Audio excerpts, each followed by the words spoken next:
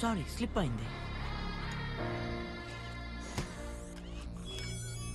Stupid reader వాడి pant చించి sorry చెప్పాల్సింది. ఏమైంది? బయట ఎవడో విధవ డెంట్ కొట్టాడు. అది నీ 100th ఫ్లైట్ లోనా? అయ్యో పాపం. ఫైనలీ ఇన్ని రోజుల తర్వాత రేపు నా ప్రమోషన్. కాంప్లెక్స్ మెంబర్ కి ప్రైవేట్ వెహికల్ అవ్వబోతున్నా. నిన్నెవ్వడు మిస్ అవ్వలే. చాలా ఇక పద